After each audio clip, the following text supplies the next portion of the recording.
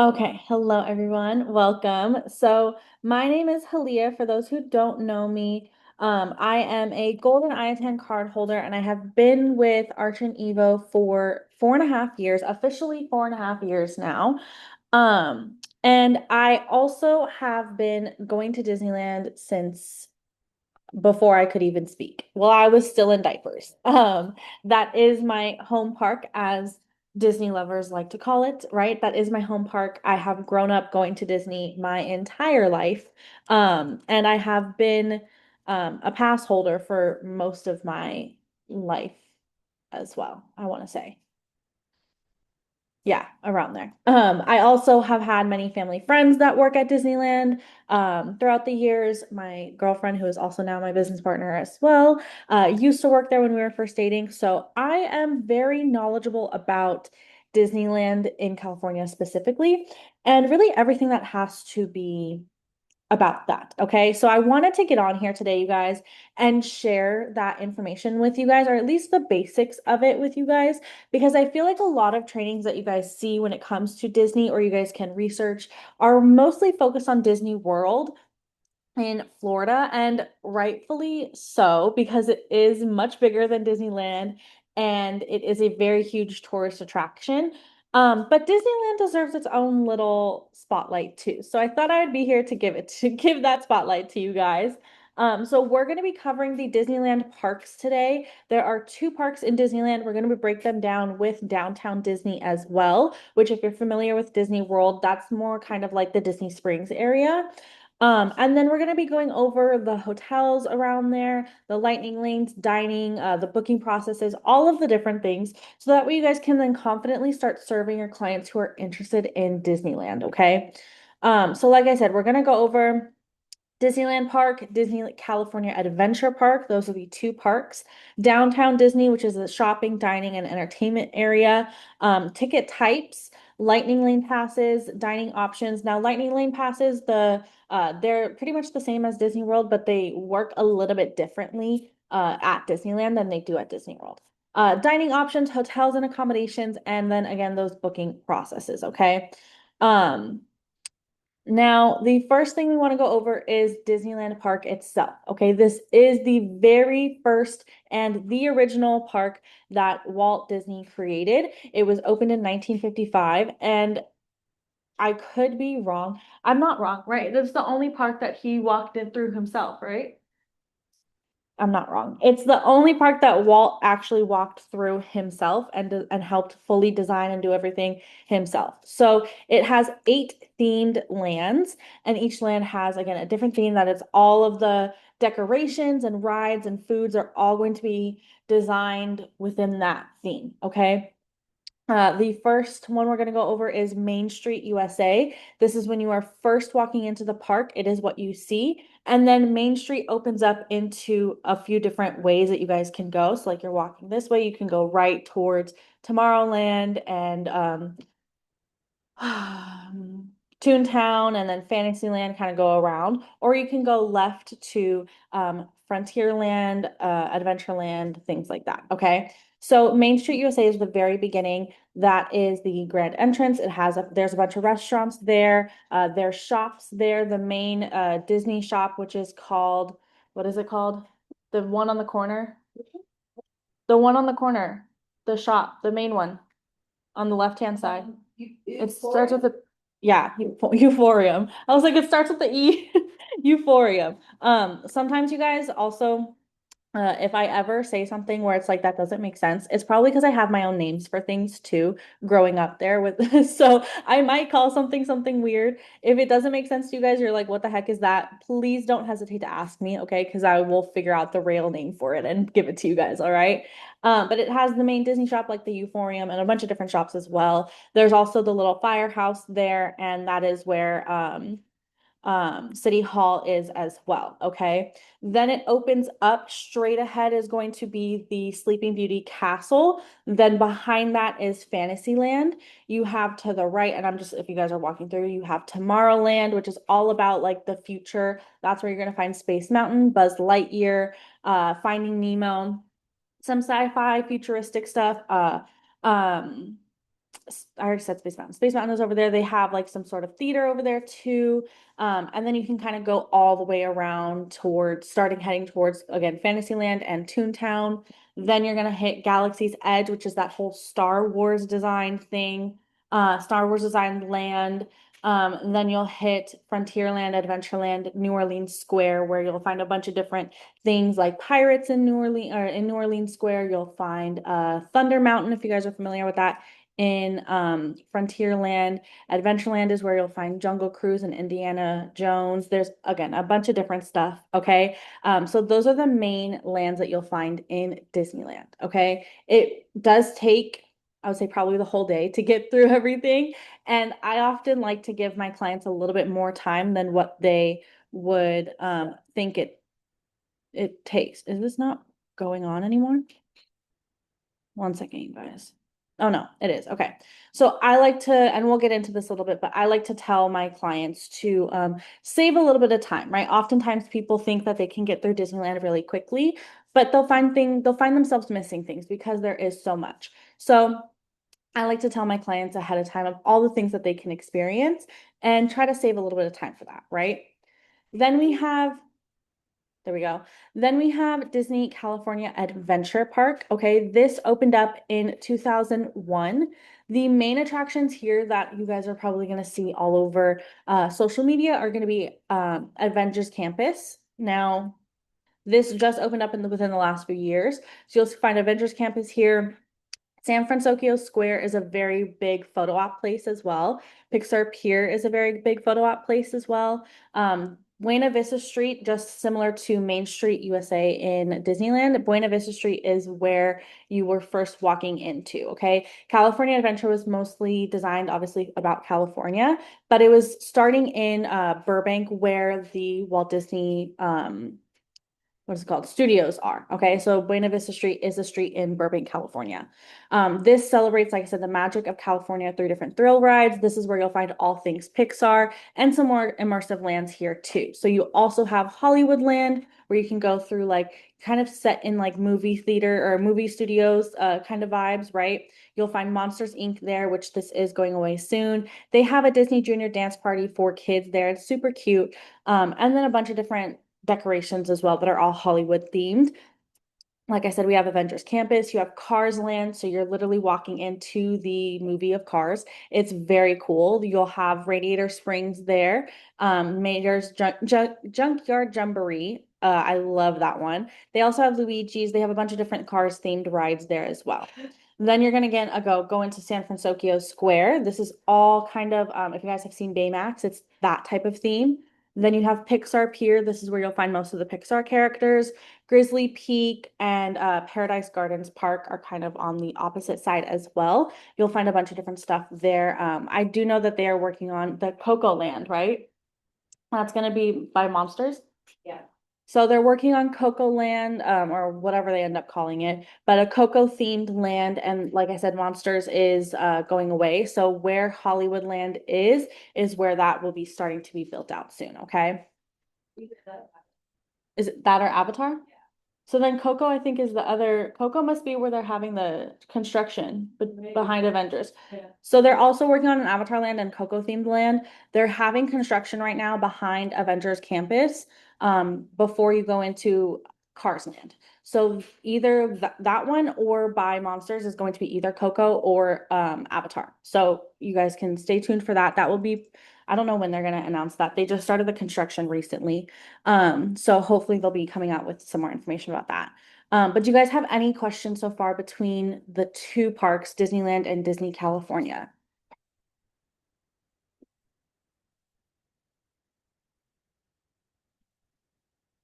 One thing I do want to note, if you hear people talk about DCA when they're talking about Disneyland, it's Disney California Adventure.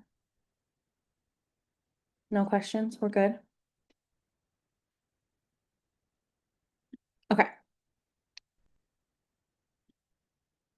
So then we have the downtown Disney district. Like I said, for those that are familiar with Disney World, this is kind of like the Disney Springs, but it's much smaller, right? It is free to enter. You do not need a park ticket required. You will need to park if you are driving. You can park in, I do know that they have downtown Disney parking, and then you can park in any of the regular Disney parking as well. That is paid for. But this is all outdoor shopping, dining.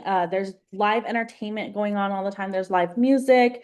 It's a great time to just kind of hang out and connect. I love to share this with my clients for like their first day in, their travel day, to kind of just hang out, grab some dinner, get the Disney magic going without really having to go into the park just yet. Okay. So some great dining areas there are the Jazz Kitchen in New Orleans. New Orleans flavors. It has live jazz music.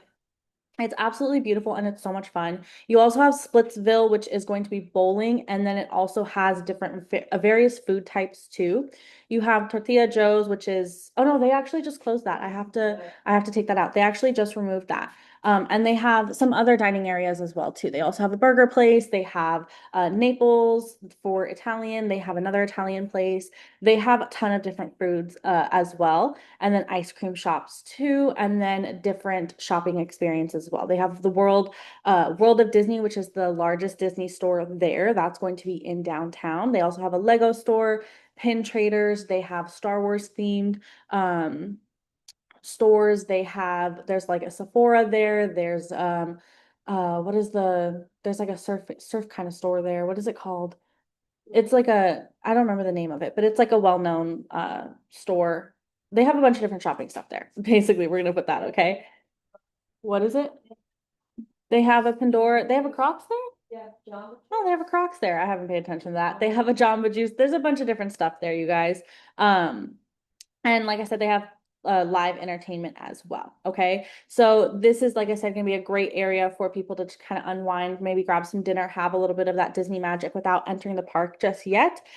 Grand Californian guests have a direct entrance into Disney, downtown Disney. You can also enter it from the Disneyland Hotel and the Pixar Place, but it's a little bit more of a walk from Pixar Place. Okay. And then you can also get there from the other Good Neighbor hotels, which we'll go over too. You'll just have a little bit more of a walk. So now we want to talk about ticket types. Okay. There are one park tickets, park hopper tickets, and then multi-day tickets. So this is going to be pretty similar to Disney World as well, right? One park ticket is going to give you access to one of the parks per a day. So you choose whether you're going to Disneyland or DCA. You cannot swap parks, so you can't park hop, right? You can only choose one park.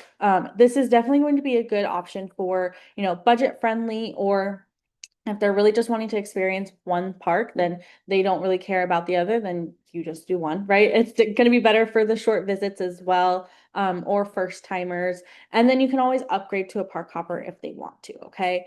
Park hoppers are going to be good for those longer trips. They're going to be able to have a little bit more flexibility going back and forth. They also just recently went away with their park hopper requirement. So before you had to, you couldn't park hop until after 11 a.m., but now you can start park hopping wherever, whenever, at whatever time.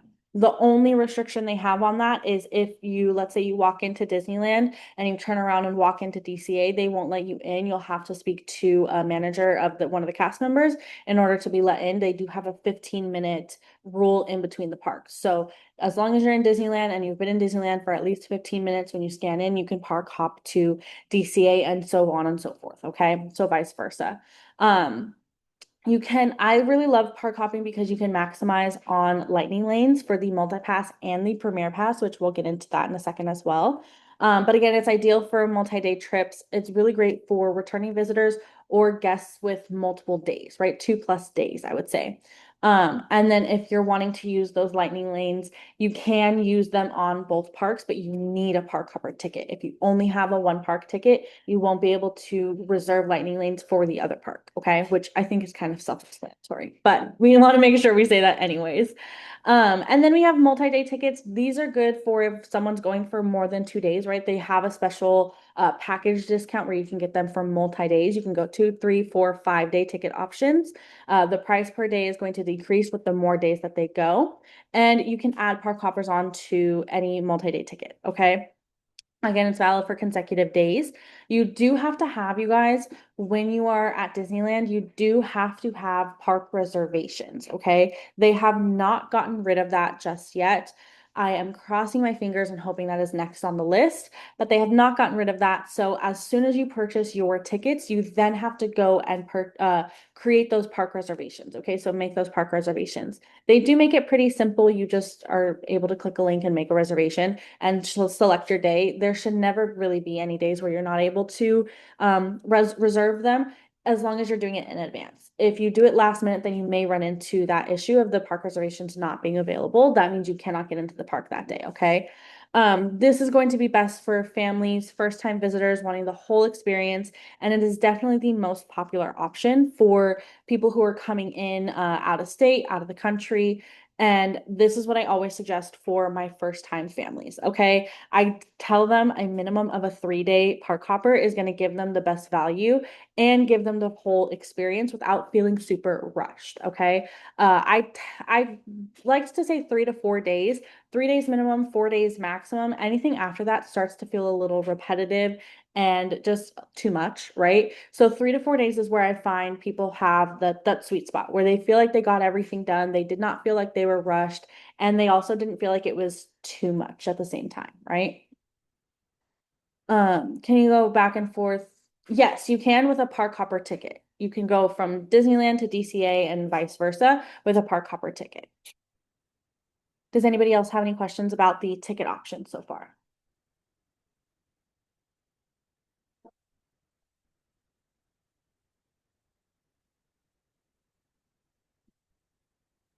No, we're good? Okay. Let me check the live. Okay, I'm not seeing anything, but I'm gonna give it a second. Okay, so lightning lanes. This replaced the old fast pass system back in 2024. There are 3 tiers of lightning lanes, and each has their different access and different pricing. Okay, so the first tier we're going to go over is the multi-pass. This is going to be the main option that people probably go for. This is going to give you access to skip the lines, and I put that in quotation marks, skip the lines for most of the rides across the park. Okay. You can book one lightning lane at a time. You can book them as soon as you scan into the park. And you can book them either 2 hours after your first one or after you redeem that lightning lane. So, for example, let's say you scan into the park right at 8 a.m. when they open, right? Let's say you book your first lightning lane for Space Mountain, okay, one of the major attractions there. And let's say your return time to go to Space Mountain, right, to be able to redeem that lightning lane is 11:30 a.m.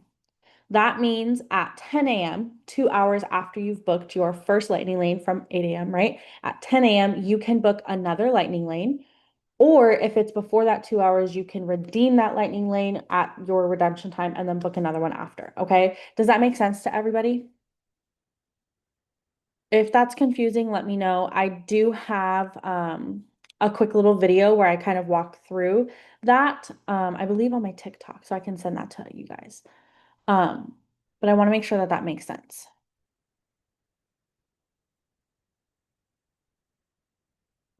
If it does, give me a 1 in the chat box. Yes. Okay, perfect.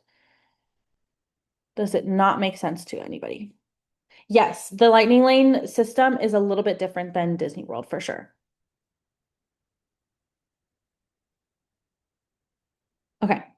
So again, you can either book them 2 hours after you have booked your first one or after you redeem it. Okay. And you can, that way you can kind of what's called stack lightning lanes, and you can hold multiple at a time. And that's kind of a really great strategy to maximize on.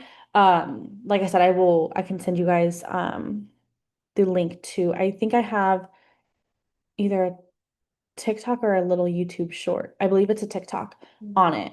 That I can send to you guys. Can you actually, baby, can you find it? Yeah. My TikTok? Yeah, I got you. And can you then join and just drop it in the chat? Yes.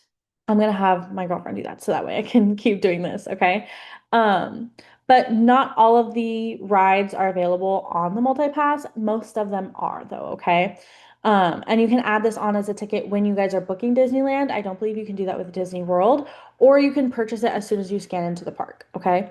One thing that Disney has changed recently is instead of any guests staying at a Disney hotel, instead of getting early entry to the parks, we now get one free lightning lane per entry per a stay. So when you book at a Disney hotel rather than early entry, every guest will get one free lightning lane entry per stay. So they'll be able to choose a lightning lane per on the multi-pass options. Okay. These do start out at $34 per person per day in advance, but it is dynamic day of pricing. So if you don't purchase them with your tickets, the price may change that day you're trying to purchase them. It's based off of availability, okay? Then you have single pass. This is only for either Rise of the Resistance or Radiator Springs at DCA. You purchase one for each of them. Okay. Those are not included on the multi-pass. So you have to purchase their own individual lightning lanes and you just walk right on. It again varies by day. It's ranging from $15 to $35 per person per ride. Okay. As soon as you enter the park, you can purchase it for that day. But you can only purchase up to one per the attraction. So you can only purchase it one time for Rise of the Resistance that day and one for Radiator Springs that day. Okay. But then you walk in immediately. Do you guys have any questions on that one? We're good. Okay.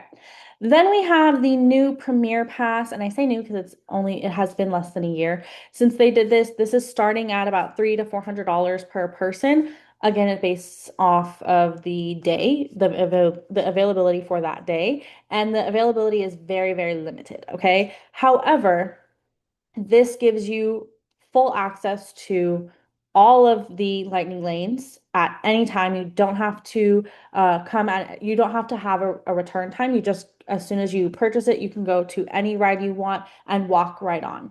But you can only go on that ride one time per day with the Premier Pass. If you want to go back on that ride, you do have to wait in the line, okay? But again, it includes all multi-pass rides. It even includes the single pass rides.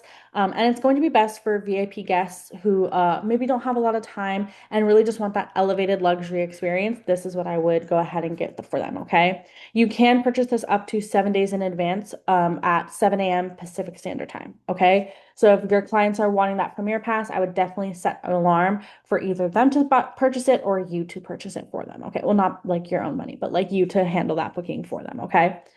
Do you guys have any questions on the lightning lane systems?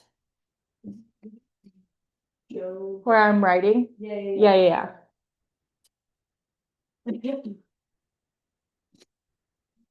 We're good? Okay, I'm not seeing anything on Facebook. Okay. So, which ones are covered by the multi-pass, right? Again, single pass is only for Star Wars Rise of the Resistance on at Disneyland and Radiator Springs Racers at DCA, okay? But at Disneyland for multi-pass right now, this does change sometimes. So always check. Oh my goodness. Are we good? So always check the Disney app or Disney.com to Disneyland.com to see what the updated rides are before giving that information to your clients. But this typically includes Indiana Jones, Haunted Mansion, Big Thunder, Matterhorn, Space Mountain, Buzz Lightyear, Pirates of the Caribbean, Millennium Falcon. It's a Small World, Roger Rabbit, Star Tours, and Finding Nemo. Okay, those are the main attractions at Disneyland that are covered in multi-pass. Okay, and Tracy just dropped the TikTok on explaining the lightning lanes and how that system works. Okay, then you have at the DCA, you have Guardians of the Galaxy, and this is pretty much this is put in by order of popularity is what I'll say. So like these are the ones that are going to go first, okay? because the lightning lanes are based off of availability, right? So there is a limit to amount of how many lightning lanes they'll give out, just like with fast passes. So Guardians of the Galaxy, Incredicoaster, Soarin' Around the World, Toy Story Midway Mania, Web Slingers, Monsters Inc., Mater's Junkyard Jamboree, Goofy Sky School, and Grizzly River Run, which is typically only really open in the summer. They close it during the winter to do routine maintenance because this is a water ride. So those are the main attractions that are available for multi-pass rides. But again, always double check the website to get the updated information for that time because sometimes they kind of swap some of them. All right, so now dining. I wanted to just kind of go over the main types of dining and give you guys a couple of examples. Feel free to take any screenshots, you guys, to really get this down. Again, I'm also recording this, so I will post that later. We do have the quick service dining, which is going to be where you order at the counter, you get your food quickly. You don't have to have any reservations, and it's pretty ideal for busy park days. You guys also can use or show your clients how to use mobile order. My favorite thing ever. I swear by it. You can mobile order pretty much almost everywhere besides like the character dining and little snack carts. You can order pretty much everywhere. Go get your food and go somewhere to eat. Okay. I love mobile order. So these are going to be again kind of like a fast food restaurant. It's kind of what I would think of the quick service as. Okay. Then you have table service. So this is if you're going to go out to eat and sit down at a table, right? And someone's waiting on you. That is what table service is. So you're sitting down with sit down dining with servers. Reservations are always highly recommended for these. You can book them 60 days out via the Disneyland app. And you just go in and you can make your reservation. You also can ask to make a reservation when you first get there, or just ask to join the wait list if it's available. Okay. But I highly suggest you guys, if any of these are on your clients like bucket lists, to get those dining reservations, especially for like Blue Bayou. That is something that is going to sell out like this. Okay. So get those Blue Bayou reservations the second they open. All right. And then there's different dining areas as well. Then you have character dining. This is again where you're sitting down, you're being waited on, but Disney characters come through. Okay, so it's a very great experience. These are a little bit more pricey because you're having those Disney characters come through. You must have reservations in order to experience a character dining. And again, they open up 60 days in advance. These are huge value for families typically because they get that really immersive Disney experience, especially families with little children, and you get those characters coming to you.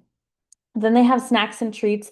These are going to be little carts throughout the park. You'll find the different like popcorns, the ice creams. They have a Monte Cristo sandwich as a little snack. Mint julep is a drink in New Orleans.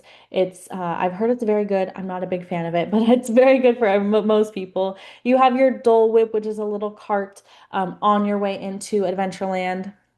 Churros are everywhere, okay? I have heard, not to gloat, but I have heard that the churros here at Disneyland are much better than the ones at Disney World. So definitely make sure you guys give those a try, okay? There's tons of different types of candy and just all these different Mickey shaped and, mini shaped treats, okay? Do you guys have any questions on the dining? This is pretty much the same as Disney World, really, when it comes to the different types.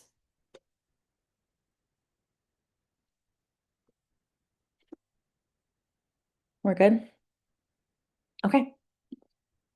Then we have the hotels. Now, Disneyland has way less hotels than Disney World, right? Because it's way smaller. So you have three Disney hotels to choose from at Disneyland. You have the Disneyland Hotel, which is a classic, right? Grand Californian, which is a little bit more luxury. And then the brand new Pixar Place Hotel. Those are the three on-site Disney hotels. They are all deluxe, okay? But the best value is definitely going to be the Pixar Place for the on-site hotels, okay?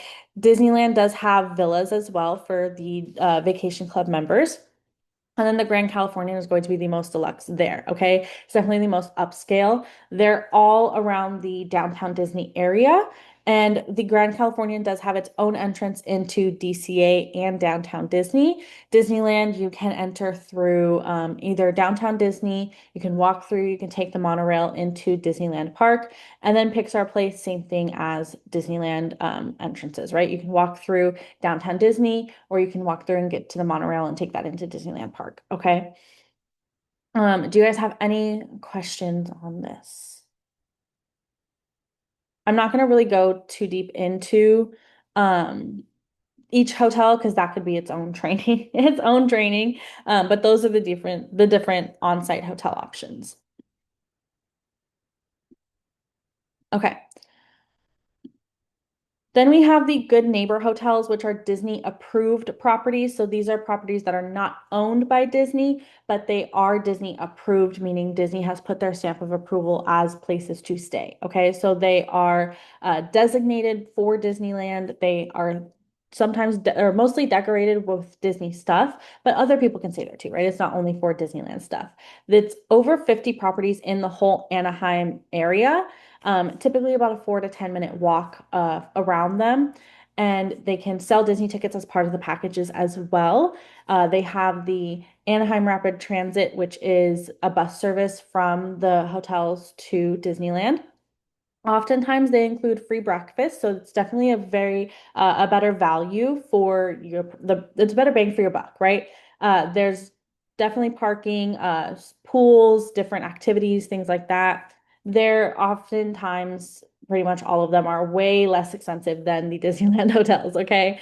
But they do not receive the complimentary Lightning Lane perk, and they do not have early park entry, which Disney got away with anyways. My top picks are going to be the JW Marriott, the Westin Anaheim, Best Western, Fairfield, Element by Western Hyatt Place, and I'm also going to throw in one which is newer to me because I have never personally stayed there, but I've had clients stay there now, which is the Grand Legacy. My clients really loved that one. It's just down the street from Disney. They have a pool, they have breakfast as well. It's a very nice upscale hotel for a very cheaper price. Okay. So those are going to be my top picks. They're close. They have pretty decent reviews, pretty standard reviews, very consistent reviews as well. And you get a lot of bang for your buck there. Then we have transportation. Like I said, you have that bus transport that operates between the Good Neighbor hotels and the park entrance. It is often a extra fee, but it is pretty inexpensive. It's only a couple dollars. And some hotels will include it in their packages as well. It runs as long as the park is open for has those major pickup zones as well. It's very reliable if you're exhausted, which Disney is a lot of walking, so it's very common to use this. But it's not the same as the Disney operated shuttle, so they have their own shuttle too. Then you have the monorail. This runs between Tomorrowland in Disney Park and downtown Disney. It's really just that's it. It just runs from Tomorrowland to downtown Disney. Okay. So those are the only two stops. That's only where you can get on and off. If you're, again, staying at the Disneyland Hotel or even the Pixar Place Hotel, you can take the monorail to go straight into the park. It's fun to see and look at. You kind of see a little bit of behind the scenes stuff of Disneyland and downtown Disney. So it's fun to see that as well. And then you can always walk, right? Especially if you're staying at an on-site property or if you're staying at one that's like literally across the street, you can always walk, save on, any other transportation. Um, and then you can park and drive as well. So, depending on how far away your clients are staying, they can get a rental car if they need to, or they can drive their own car and park at the parks if they want to and manage that. There are two parking structures, or three parking structures technically. There is the Toy Story lot, which is kind of by all of the different hotels. So they can park over there. And then there's a bus that takes them from the Toy Story lot to the park entrance. And then there's the Mickey and Friends and the Pixar Palace parking lot, which are conjoined together. And those take you directly onto the tram to take you to the park entrance. Okay. So they can absolutely do that. I will say parking is currently $40 per day. So if they don't want to do that, I would recommend staying closer to save on a rental car and parking. Stay closer, put that money towards that hotel and have that a little bit more of convenience. That's how I like to kind of talk to my clients about it is I'm like, okay, Let's compare the costs, right? We can pay $40 per day to park and rent a car, however much that is, right, for that specific trip. And you can drive, you can do the art, right, the art bus, and pay that $6 per person per day. Or we could just stay a little bit closer to a hotel and you can literally walk right on, right? Or you can, take the art still if you really need to, right? But a lot of my clients like to stay as close as possible so they can just walk right in. All right. You guys have any questions on transportation? Oh, good. I'm glad I was able to answer that question.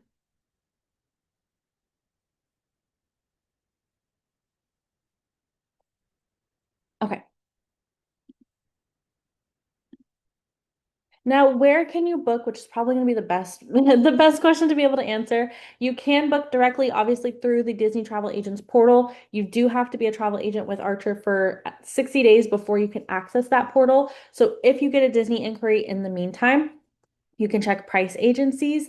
They do have different packages or just tickets. You could do VAX, also has packages. Now, VAX works a little bit better mostly for Disney World than Disneyland, but it still works for Disneyland as well. These are going to be more for like good neighbor hotels, though, okay? I did see a couple of the Disney hotels on price agencies. So you can always check that. And then you can always check Evo Rewards and Evo Plus too. You can book tickets directly through Evo Rewards. You'll often see them a little bit discounted. So if you're booking them for a client, you can earn a little bit of instant commissions on those tickets. You can book hotels on Evo Rewards and you can book hotels on Evo Plus too. Okay. So you can, those are the different places that you guys can book that. There are a few more. I've seen some stuff on RoomRes. I've seen some stuff on Beds Online before. You can kind of play around with the different suppliers, but these are going to be my main go-to for booking Disneyland. Okay. And then I have this quick reference Disneyland resort sheet for you guys, like a quick check. You guys are more than welcome to take a screenshot of this. Let me know when you guys are done, and I will open up for, I think this is my last slide. So I'm pretty sure this is my last slide. Yeah, this is my last slide. So take a screenshot of this. Let me know if you guys have any questions, and I'm more than happy to answer any questions that I can as well. Okay.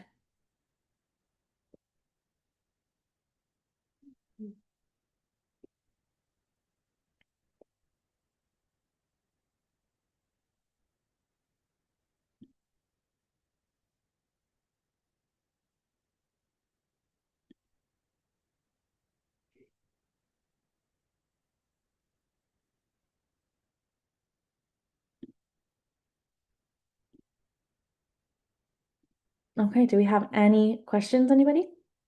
Are we good to go? Let me know in the chat box. We're good? Okay, good. I hope this was helpful, you guys, kind of just at least understanding the basics of Disneyland.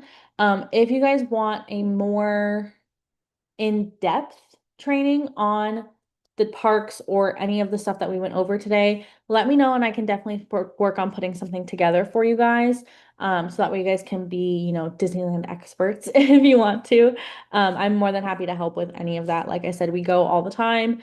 We have passes. I've been going my entire life, so I am pretty well versed in the ins and outs of Disneyland and DCA.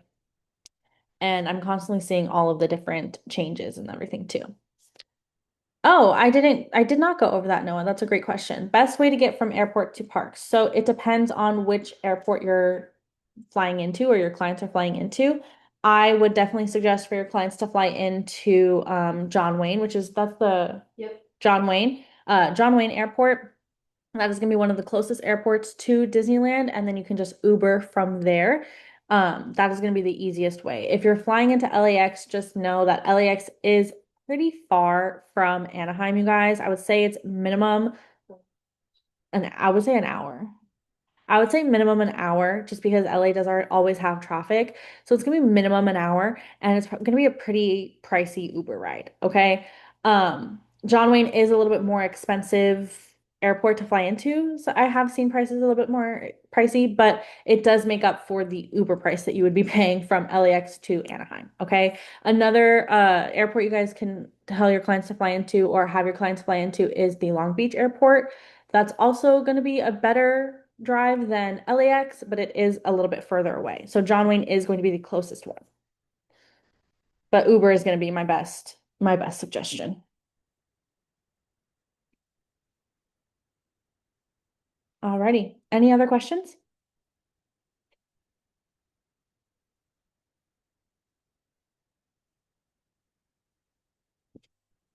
Okay. Well, if we're good to go, then I hope you guys have a great rest of your Tuesday. Thank you guys so much for joining me. And again, let me know if you guys have any more questions. Feel free to DM me on Facebook, and I will be more than happy to help you guys. And I look forward to seeing you guys on the next one. Bye, everyone.